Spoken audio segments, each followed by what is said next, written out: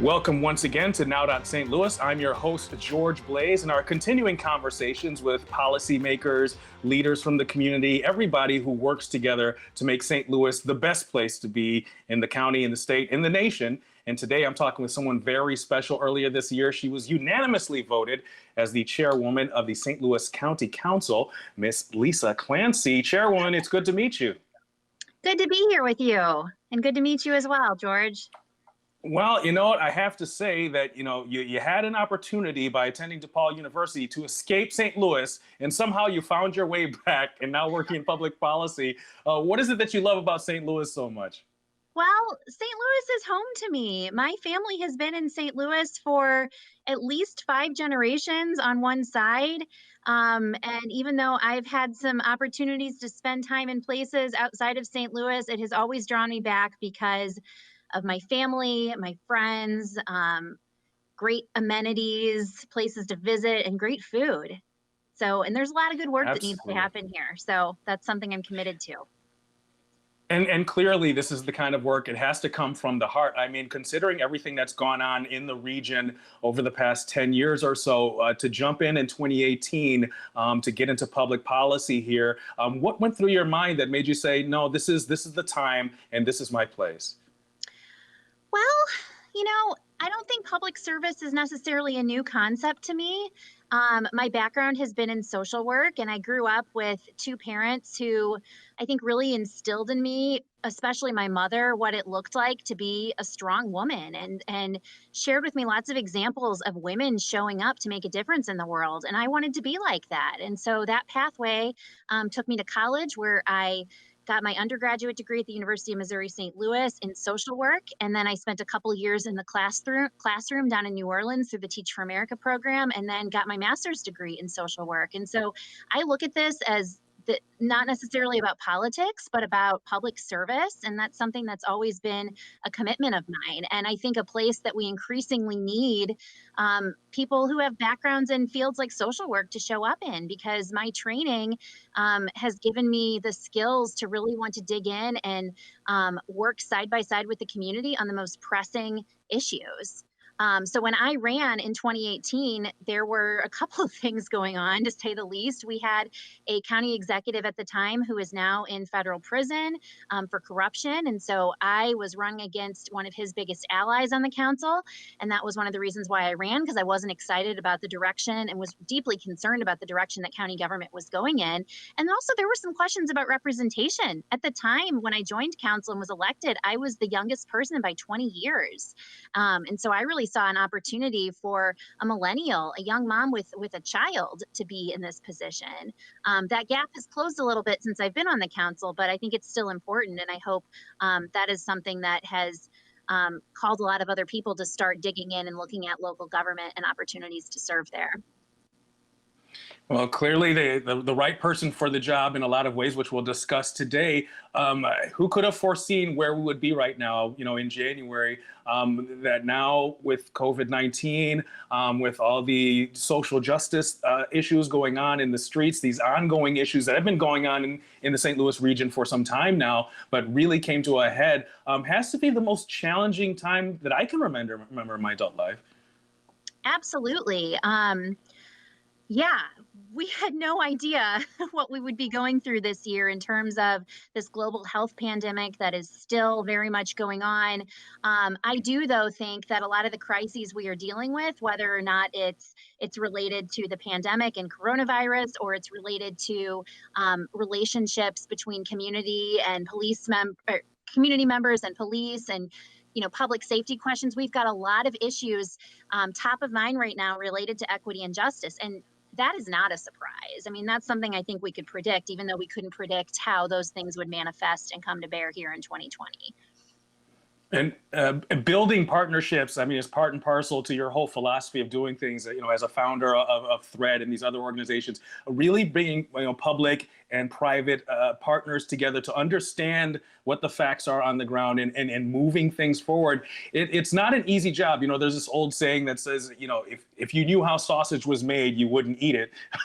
But this is your stock in trade. Yeah, absolutely. I think that the work that we have in front of us here in St. Louis and probably in lots of other places, but St. Louis is my frame of reference, requires not just clarity on what we're going to do, but also how we're going to do it. The how being working together, building broad, diverse coalitions of people who are committed to the same vision and goals and are going to figure out some new and creative solutions to get there. A perfect example of that in recent headlines locally has to be the fact that here we're in the midst of this global pandemic, St. Louis being hit harder than many other reasons for a lot of reasons. And it seems like there's still squabbling going on over financial disclosures for volunteers and just making things harder than they already are. For those people who are unfamiliar with that struggle you've been having, tell us a little bit of background on that. Yeah, so St. Louis County has received a lifeline from the federal government in the form of money from the Federal CARES Act, which is relief money that has been distributed to local jurisdictions across the country. And in St. Louis County, we received about $174 million of that from the federal government. And so a theme over the past few months has been the spending of that money. So, not just what are the things we need to spend money on in order to provide immediate relief and also some long term relief that this crisis has imposed, but also what are the processes by which we are going to be spending this money and making decisions around spending this money. And that has been something that has been a little bit controversial. Keep in mind there's no roadmap for how to respond in a pandemic, especially a pandemic of this nature. And it was my priority as chairwoman of the council, and thankfully a priority of my Democratic caucus on the council, to make sure that we were spending this money as quickly and efficiently as possible. And that meant actually taking some unprecedented action to make sure that the experts in county government, our public health department, and other departmental officials had access to the money without having to come to council every single week and have us sign off on every single item. And so we have been fortunate to have some volunteers from our community to provide some much needed expertise, public health expertise, economic expertise, so on and so forth, to help advise some of the spending of that money. And so there have been some folks on the council that have been concerned that there could be some conflicts of interest among those volunteers and are asking them to make some pretty big moves to disclose all of their personal financial records, much like elected officials would. And my colleagues and I, my Democratic colleagues on the council, and I saw that as an attempt, a political attack, really, on our county executive and also these dedicated volunteers, to embarrass them. And call them to do something that isn't appropriate for the scope of work that they're doing, and also that goes against the spirit of what we need them to do as volunteers. So that's something that we put an end to last week, and hope that sends a strong message to our volunteers that they are valued, and to other people who might step up and need to help us during this crisis, that we're going to put their work and expertise before any type of politics. That's absolutely the case. And, from the public health officials that you speak to on a daily basis, what's the current status? Where are we at here in St. Louis County? Well, um, I think like the rest of the country right now, we're seeing some new data that is showing that um, coronavirus very much continues to pose a threat to our community and the people in it. And we saw, I think, some positive trends probably about a month to 6 weeks ago, probably as a quick result of the county really leading the way among its peer jurisdictions across the country, and in taking this virus seriously and calling for some shutdowns and stay at home kinds of orders. And so I think we saw some benefit from that about a month ago, but now things are reopening and we're seeing an uptick in cases, and that's really concerning. So, it's something that we all continue to follow closely, and there's some big questions that are at the top of mind right now. The one that I think is something that's at the top of my mind is what's going to happen with school this fall, because I have a youngster who goes to our local school district here. And, I know that's something that families are thinking about, kids are thinking about, all of our school teachers and education systems. And here in St. Louis County, we're thinking about. So we're not done with this crisis. We still have a long ways to go. Of course, this question of what happens for school in the fall is paramount to all of us. I'm a parent as well. It's kind of a balancing act between thinking about, well, they talk about the socialization issues and they're missing their friends and how traumatic this has been. But the circumstances we're going to need for kids to be safe in schools in the fall is almost as traumatic as them being home. It's going to be a prison like life, 6 feet apart, plastic barriers everywhere. I think people don't really have an assessment of what going back to school will actually look like. I think that's right. And it's something that definitely weighs on me, and my partner, my husband, as we think about, what decision we're going to make this year. Lots of trade-offs. And oh, above all too is what's going to be the safest, most healthy decision we can make. And I'm increasingly concerned about the health and safety of teachers as well. Yes, I mean that's paramount because we've seen cases in Arizona where several teachers, went back to working in some kind of capacity. You have 3 teachers sick, one of them died. I mean, how many teachers is it going to cost before we really got to be sensible what we're doing here? Right, right. Yeah. Well, public safety is, of course, another one of the major concerns and things you deal with on a daily basis. On top of the COVID-19 thing, we've had some unprecedented moments in terms of social justice and marches and protests that are ongoing as well. How to handle this to make sure people's voices are heard while also ensuring public safety. I don't even know how you do it.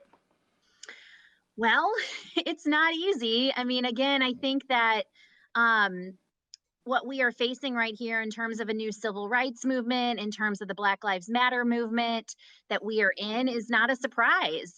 This is again the result of issues that have been neglected and not properly responded to over the past couple of years and for decades beyond. We have in our country a deep-seated history in economic and racial injustice, and that's baked into our policies and at every level of government, including here in St. Louis County. And that's also a big part of the reason why I wanted to be on county council, because Mike Brown's killing by a police officer in Ferguson, Missouri in 2014 was something that was a pivotal moment for me and really is the reason why I started paying more attention to local government and the ways in which local government needs to step up in order to create more equity and justice for residents here in St. Louis County.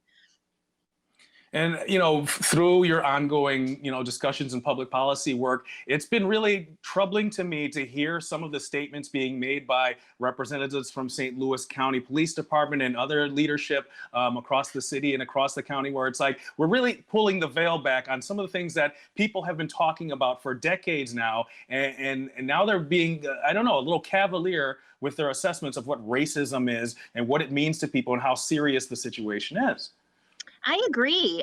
It's been very concerning to me. A few weeks ago, our new chief of police said during a hearing with the St. Louis County Council that there is no systemic racism in the St. Louis County Police Department, which was alarming to me on several levels.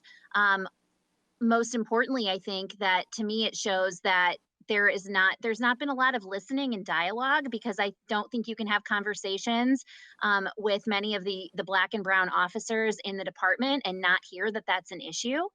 And it's also an issue in the community too, that the community has been very vocal about for a long time, but especially recently, in recent memory. Again, in terms of the events that ensued in our community after Michael Brown's killing and all of the calls to action that were issued by the Ferguson Commission, for example, which are one of the areas of that report that have had the least action been taken to address. So we've got a long ways to go, and it's difficult when we can't even agree on sort of what the problem is. Diagnosis determines treatment. If there is not a shared among decision makers diagnosis of the problem, then that really limits the ability we have to transform these racist institutions. And it's hard. I'm white, obviously. It is hard for me as a white person, and I have learned so much in the past couple of years about the privilege that I have and what that means, and the ways that that's called me to think about my role in public service, but in the community. And it's uncomfortable to talk about, because the very systems in which I'm working to change that I know are key to making our region stronger on so many levels are things that changes that would mean that I am no longer benefiting from some of the things of privilege, for example. So white people benefit. It's hard for us to talk about changing those things. As you look from region to region, city to city, there seems to be a broad range of ideas about what reform looks like, what real change looks like. Some are better than others. Some are more gestures than they are actual changes. In your assessment at this point, what are some of the ideas that you think are important to really take a look at and to really try to get put into action? Well, after George Floyd's murder, I was, like many people, thinking a lot about, especially in this position that I'm in now, about policy changes and um, especially some of the things that were called upon in the Ferguson Commission report, which include a lot of policy changes about use of force, for example. And then I thought about and learned from some of my colleagues in Minneapolis who I've had the opportunity to meet through various local organizations. Um, that many of these policies were things that were already in place in Minneapolis when it comes to police reform, body cameras, limits on use of force, that kind of thing. And so to me, that really started to call into some fundamental questions about, if it's not that, then what is it? What did Minneapolis not get right? They appeared to be doing all the right things. They have all these progressive change agents in on their city council and in other places in government. What's missing? And that's where I think that we've had some really fundamental and existential questions, really, about policing and law enforcement in general. So that's where we start to have conversations about defunding the police and what that means. And those are conversations that I'm really committed to listening to. And I think that there are some really important ideas in those conversations and dialogues, and actually some really specific requests about reallocating resources upstream to places where we know that, where evidence shows us that if we allocate more money towards certain violence prevention programs, for example, then police will have less to respond to. When we make stronger investments in education, in housing, and other what you would call social determinants of health, we know that there are better outcomes for everyone when it comes to public safety. So that's what I'm thinking about right now. And that's going to be a big priority for us in county government to dig into over the next few months as we start our own budgeting process for the year 2021. In doing this kind of public policy, a lot of times we get sucked into this kind of repeating cycle of, okay, let's put a lot of resources into meetings and plans and having discussions. Then we'll put some resources into, we'll try a pilot program. Then when it comes to scale, suddenly everything stops and we're back to square one. How do we break this cycle? You sound like you have some experience in this, George. I don't know that much about your background, but I've been doing this show for about 20 years now. So got it. I don't think we need new studies or new reports. We've got a lot of that. We've got the Ferguson Commission report. We've got several different reports and studies that were completed about our St. Louis County Police Department over the past couple of years, including from the Department of Justice, from the Police Executive Research Forum. So I think we really owe it to the work that's already been done to re-examine those calls to action and figure out how to make those things happen. Of course, we need to also keep in mind what the community is saying right now, because some of those things are a couple of years old, and we need to update some of the actions and thoughts and context around those things. But I think we've got a lot to build from here, and I don't think we need to start with, doing a new report. I think that is a way to just kind of kick the can down the road. And the question here, I don't think, is what. The question is how. And we need some political will. I need some partners to be part of a coalition to make some of these bold changes that we need to make. And do you find in your assessment that these partners are out there and they're just they haven't decided to cross the line because we're in an election cycle, or what's the situation? Yeah, I think election cycle definitely is a factor right now. We've got some exciting elections coming up here in St. Louis County government in 3 weeks, so that's part of it. But I think people are kind of We are still coalition building right now. We've got a lot of energy in St. Louis County right now and in our whole region around police accountability and reform. And I really credit the folks who have been protesting, who at times I've stood side by side with in the street for pushing our region to be better. I think we owe a great deal of gratitude to many of the folks that have shown up, many of whom have been young people to fight for civil rights and social justice. And I hear from them a push for our region to be the best that it can be. And we owe it to them to spend some time talking with them and including them in the actions and decisions that need to be made going forward. It's got to be challenging, particularly when you're dealing with, St. Louis County is kind of a bubble in the rest of the state. The rest of the state moves forward in ways and makes decisions based on realities that are just completely different than what's going on in St. Louis County, and trying to make sure statewide leadership is actually dealing with the same set of facts and trying to at least move forward in the same kind of way. That's daunting. It is. It is. We don't have. I don't.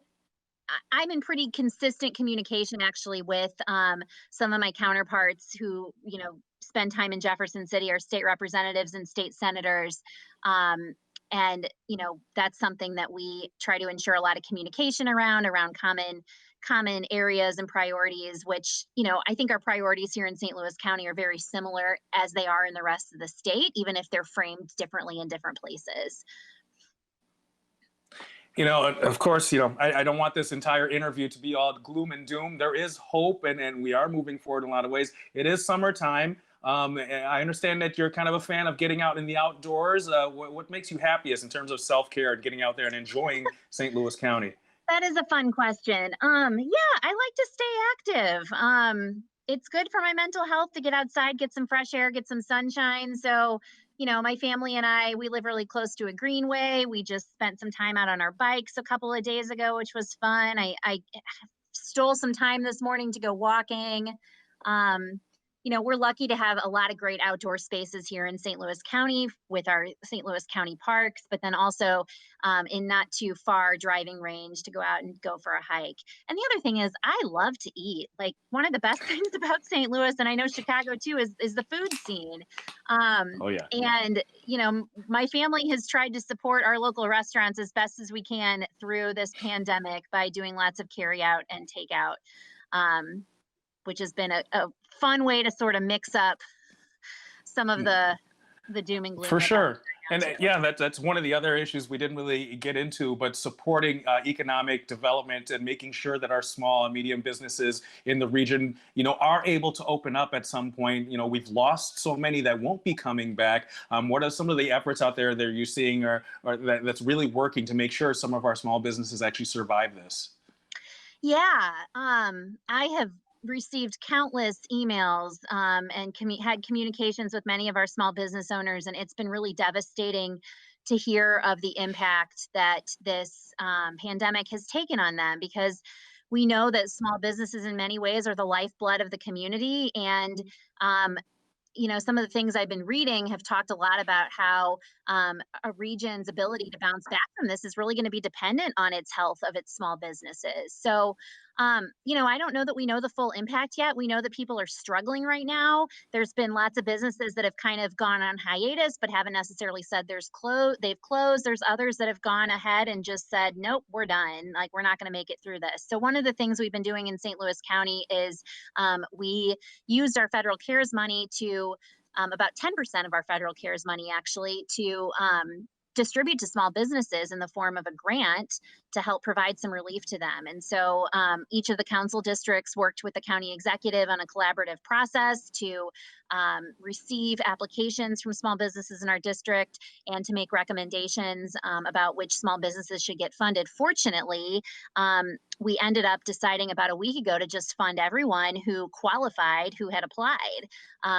There's been some back and forth on various qualifications. We had to work with an outside auditor to make sure that we were meeting the requirements set out by the federal government in order to distribute this money to small businesses. But we right now, this very moment, are in the process of distributing about $20 million to small businesses across St. Louis County. And I'm really excited to get that relief into the hands of these small businesses, hopefully by the end of this week.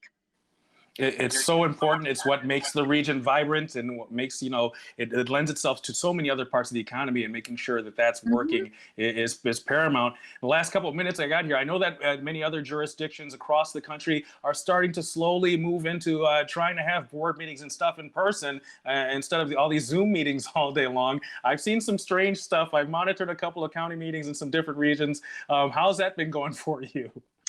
You we had, I actually, after the first few weeks were a little bumpy just in terms of getting everyone used to the technology, but I actually think our virtual meetings have been pretty smooth. We have seen some of the greatest participation ever for our virtual meetings. A couple weeks ago, we had nearly 90 public comments, which took a couple hours of our meeting. And so, I've been really impressed by the way my colleagues and I have adapted to virtual meetings and how the public has adapted to virtual meetings too.